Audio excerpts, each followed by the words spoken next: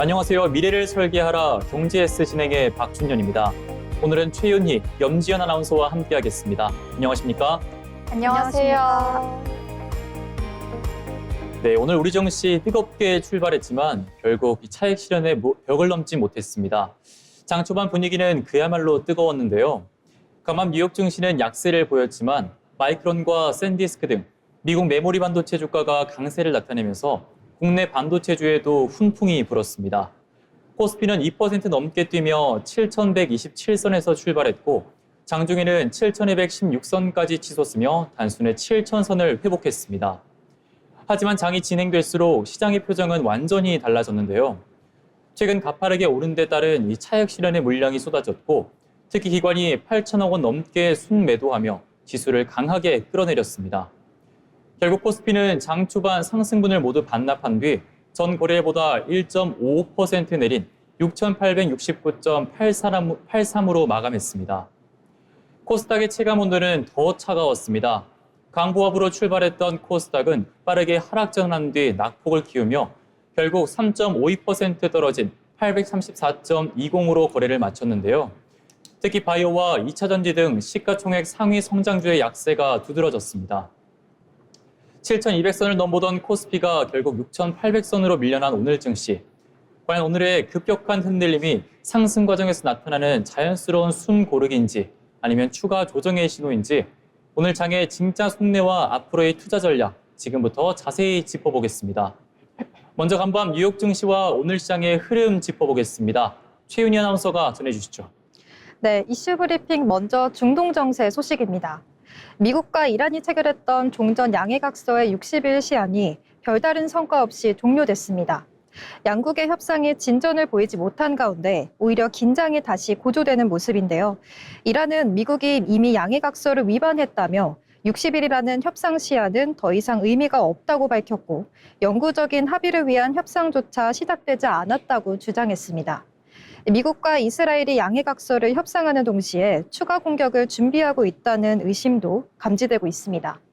특히 호르무즈 해협을 둘러싼 긴장이 이어지는 가운데 트럼프 대통령은 이란 혁명 수비대와 물밑 접촉을 진행하고 있다고 밝혔는데요.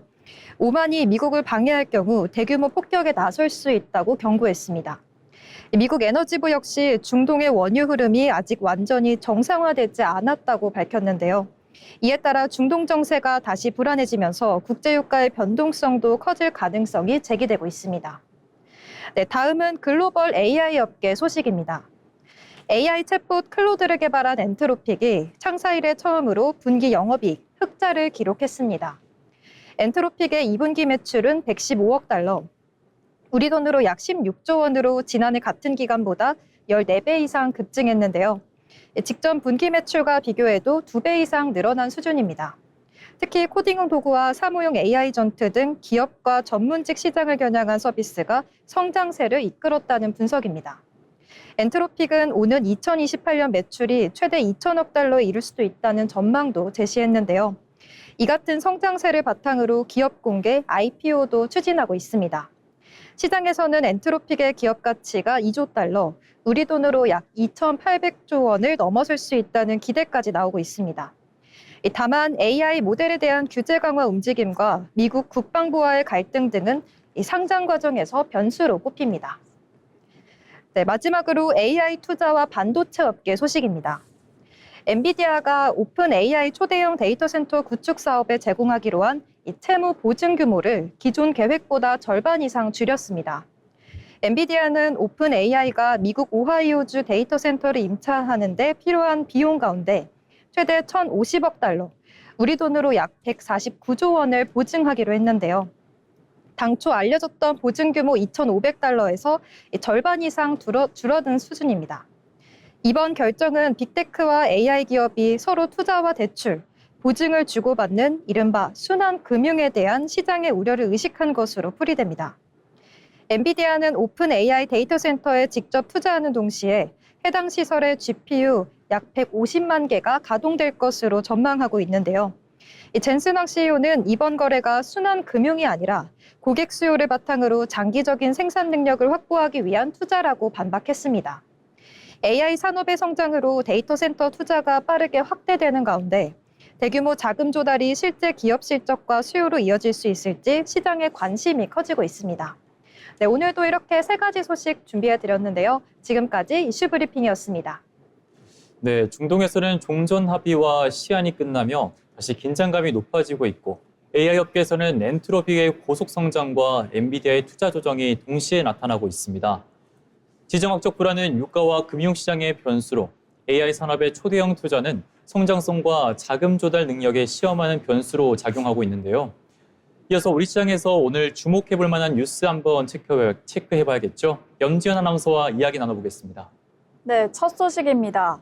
지난달 서울에서 아파트 등 집합 건물을 생애 최초로 매수한 이들이 5년 8개월 만에 가장 많았던 것으로 조사됐습니다.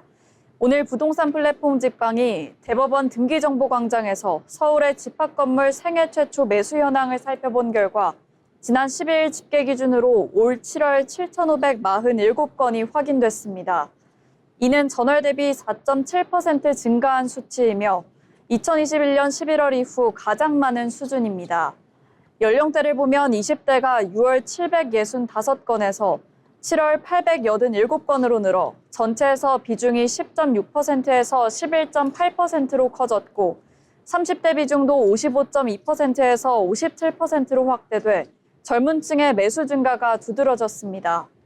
직방은 생애 최초 주택 구입에는 상대적으로 완화된 대출 기준이 적용되는 만큼 자금 여력이 상대적으로 크지 않은 20, 30대 실수요층의 매수 여건에도 영향을 미쳤을 것이라며 최근 전세 매물 부족으로 매수를 선택하는 수요와 실수요층의 움직임도 복합적으로 작용했을 가능성이 있다고 말했습니다.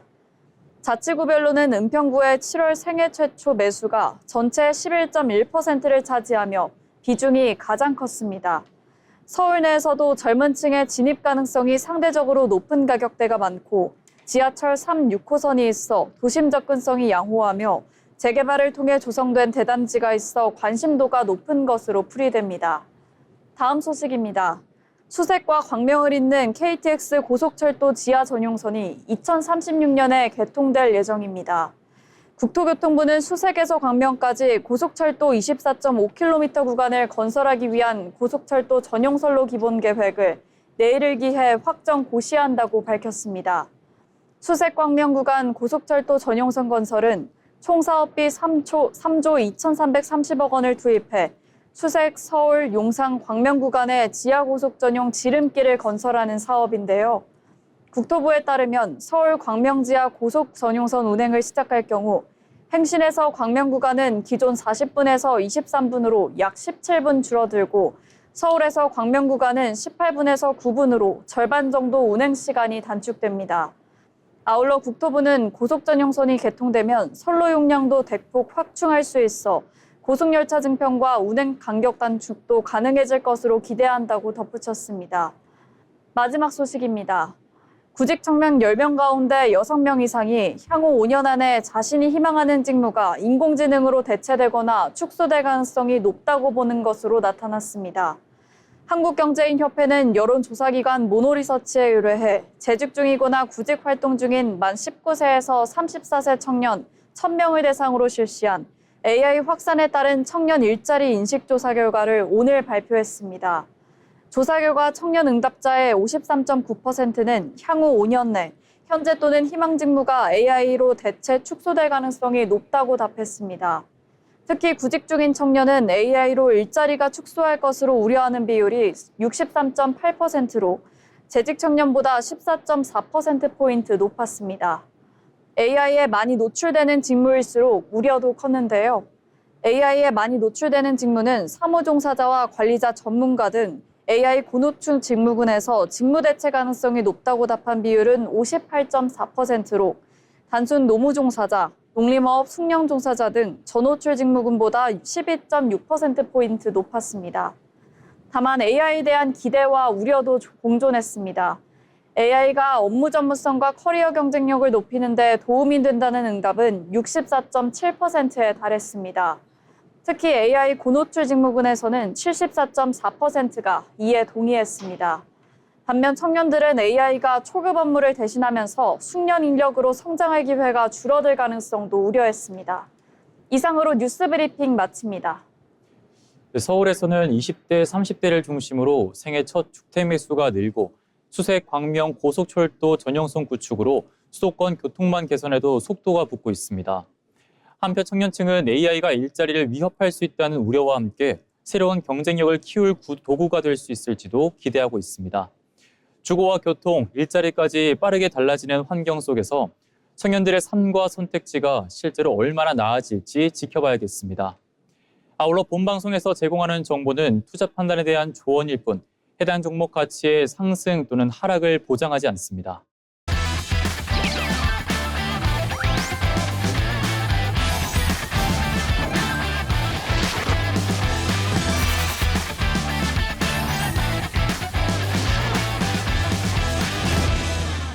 네, 이번 시간은 부자가 되고 싶은 아나운서들이 모여 주식과 경제 이야기 나눠보는 돈의 맛 시간입니다. 먼저 국내 증시 마감 상황 알아보겠습니다. 이혜린 아나운서 전해주시죠. 오늘장 마감 시황 전해드립니다.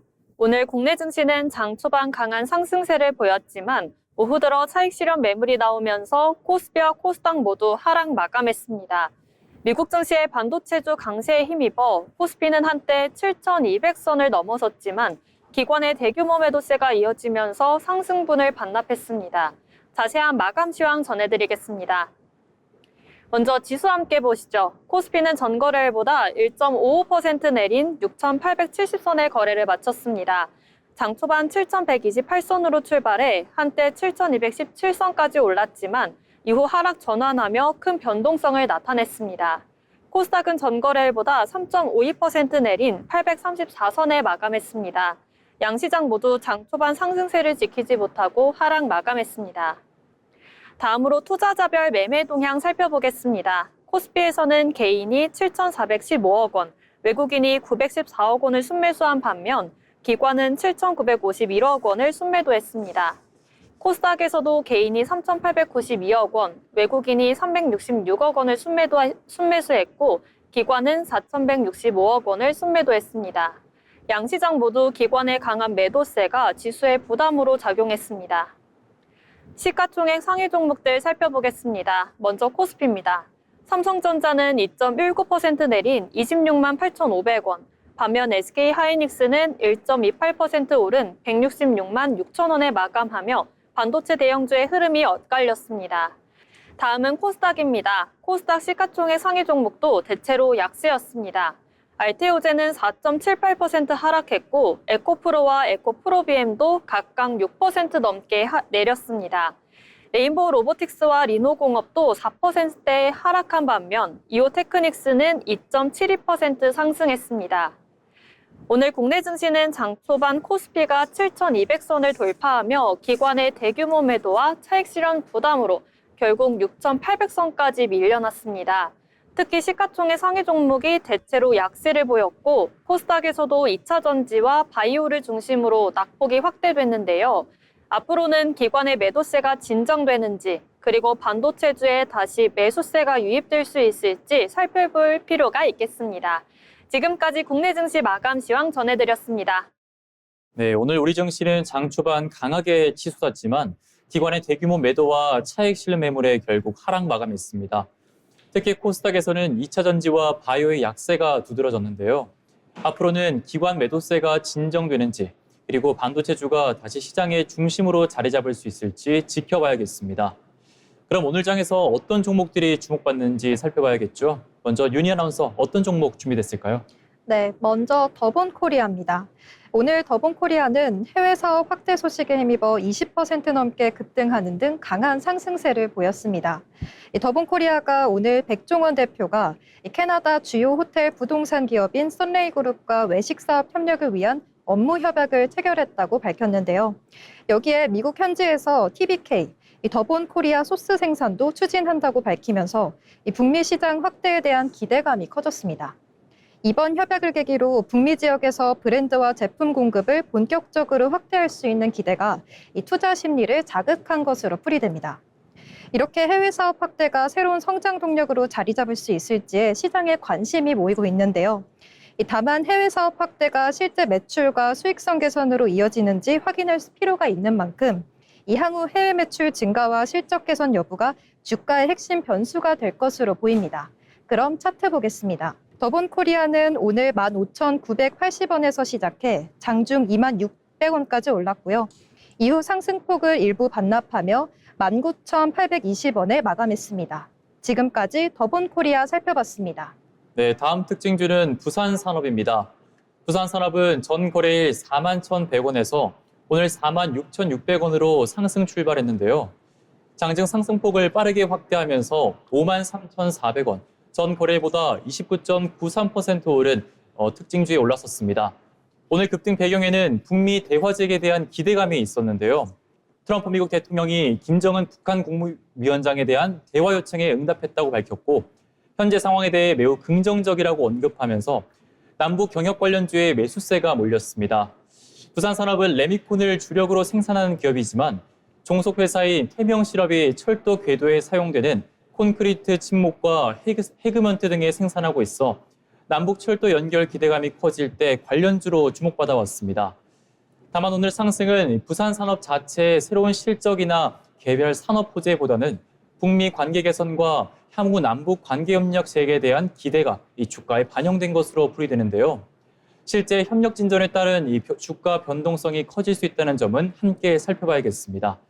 다음으로 지연 아나운서 오늘 특징주 한번 알려주시죠. 네, 이번 시간 준비한 특징주 현대해상입니다. 현대해상 주가가 오늘 증권가가 줄줄이 목표가를 상향한 가운데 장 초반 급등하며 52주 신고가를 경신했습니다. 이날 오전 9시 15분 유가증권 시장에서 현대해상은 전장보다 10.69% 오른 52,200원에 거래됐습니다. 장중에는 한때 52,250원까지 올라 52주 신고가를 경신했는데요. 직전 거래일 현대해상은 올해 2분기 별도 기준 당기 순이익이 3,918억 원으로 지난해 같은 기간에 비해 58.2% 늘었다고 밝혔습니다.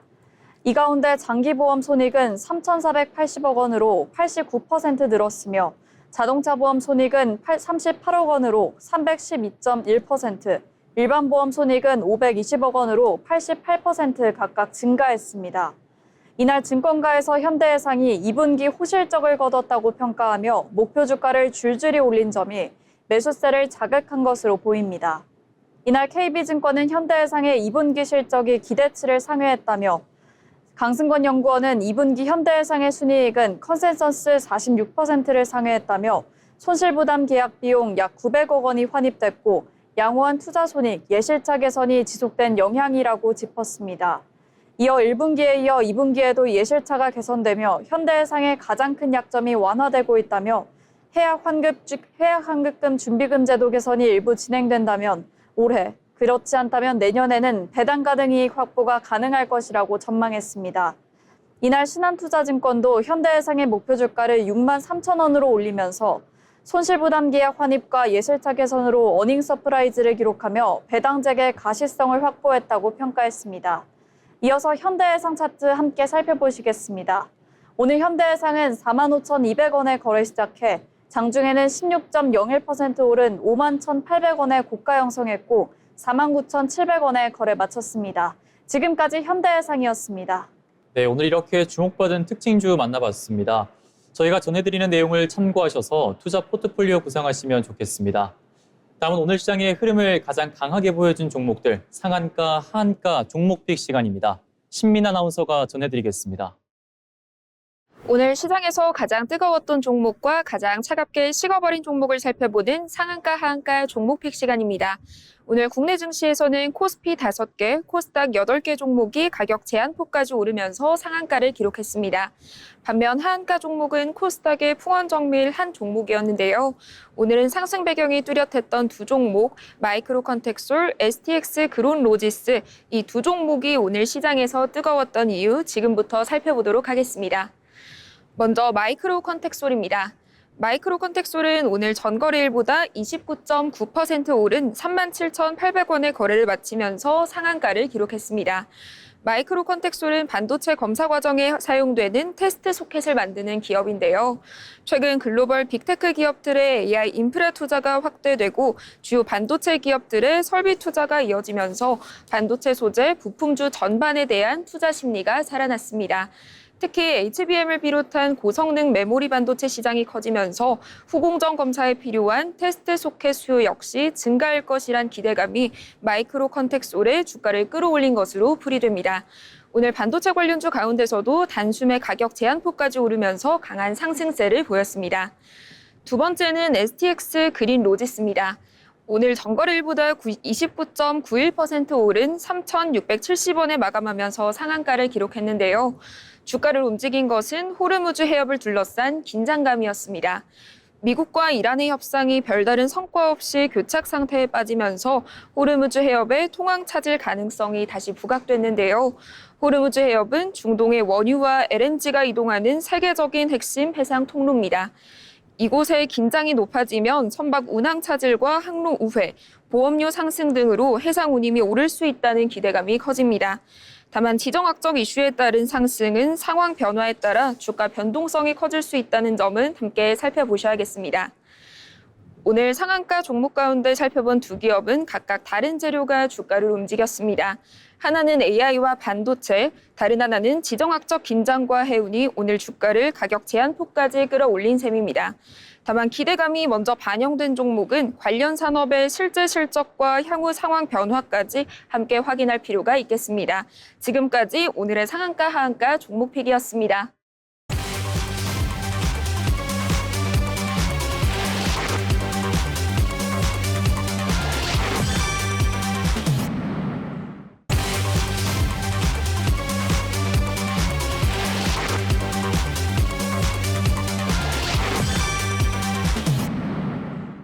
계속해서 증권가에서 발간한 리포트를 알기 쉽게 전해드리는 투자 리포트 시간입니다. 조희은 아나운서가 전해드리겠습니다. 어려운 투자 리포트를 알기 쉽게 풀어주는 투자 리포트 시간입니다. 최근 글로벌 증시에서 주가 변동성이 극심했던 7월을 지나 8월 들어 눈에 띄는 변화가 나타나고 있습니다. 바로 개별 주식들의 변동성이 급격하게 줄어들고 있다는 점인데요. 시장이 안정을 찾은 것처럼 보이지만 그 이변에는 주가를 움직이는 핵심 주체가 교체되는 아주 중요한 손바꿈 현상이 일어났습니다.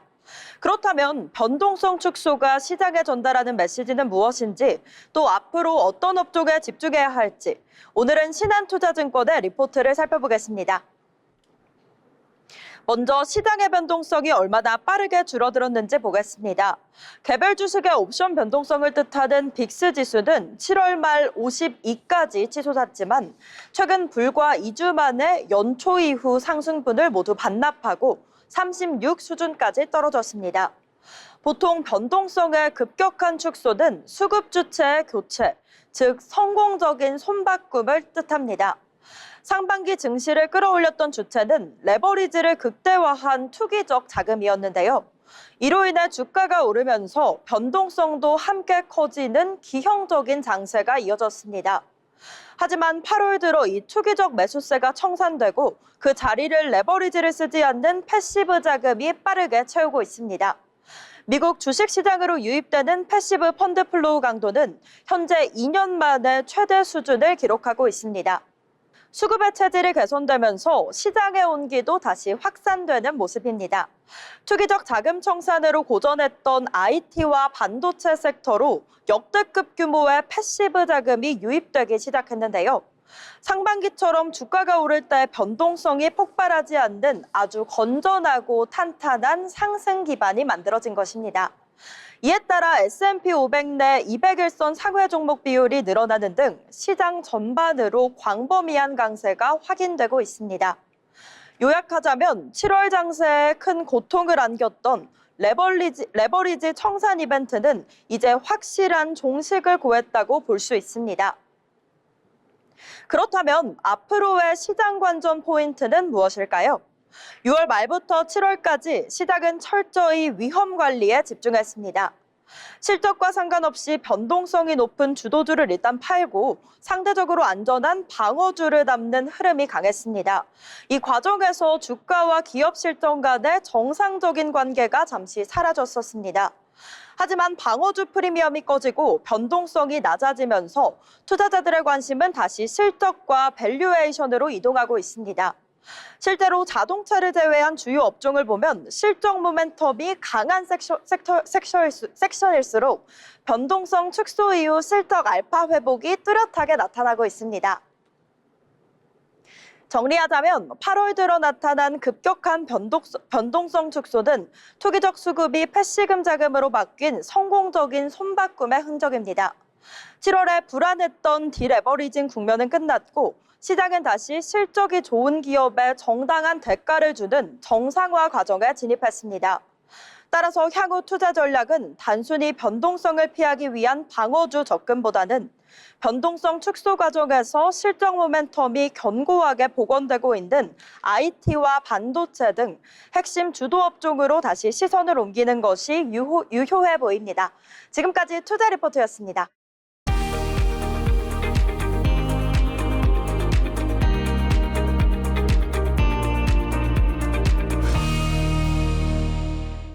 네, 이어서 날씨 알아보겠습니다. 당분간 전국 곳곳에는 대기가 불안정으로 소나기가 자주 지나겠습니다. 소나기가 내리는 지역에서는 짧은 시간 강하게 쏟아질 수 있고 돌풍과 함께 천둥, 번개가 치는 곳도 있겠는데요. 특히 고온다 습한 공기가 계속 유입되면서 지역에 따라 강수량이 크게 나타날 수 있겠습니다. 8월 말까지는 비나 소나기가 내리는 날도 있고 이 더위가 크게 꺾이진 않겠는데요. 낮에는 기온이 30도 안팎까지 오르고 습도가 높아 체감온도도 이보다 더 높게 느껴질 수가 있겠습니다. 밤 사이에는 기온이 충분히 내려가지 못해 열대야가 나타나는 지역도 있겠는데요. 9월 초까지 접어들며 아침과 저녁에는 조금씩 선선함을 느낄 수 있겠지만 낮 동안에는 늦더위가 이어질 가능성도 있겠습니다. 당분간 갑작스러운 소나기와 함께 낮 시간대 무더위도 계속해서 대비해 주셔야겠습니다. 지금까지 날씨 전해드렸습니다.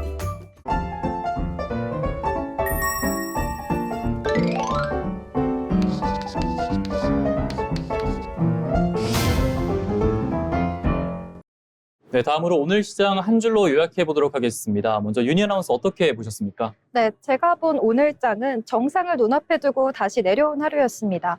올라가는 길보다 내려오는 길이 더 빨랐던 오늘, 반등을 추세 전환으로 연장하기보다는 시장의 체력을 조금 더 지켜봐야겠습니다. 네, 이어서 지연 아나운서 어떻게 보셨습니까? 저는 잔칫날에 찬물을 끼얹은 격이었다 이렇게 말할 수 있겠습니다. 오늘의 아쉬움을 뒤로하고 내일은 다시 반등의 불씨를 살려내는 시장이 되기를 기대해 보겠습니다. 네, 저는 아침엔 7,000피를 향해 불꽃처럼 치솟았지만 차익 실현의 찬바람에 결국 열기를 내준 하루였다 이렇게 정리를 해보겠습니다. 네, 오늘 준비한 소식은 여기까지입니다. 저희는 다음 시간에 다시 돌아오겠습니다. 시청해주신 여러분 고맙습니다.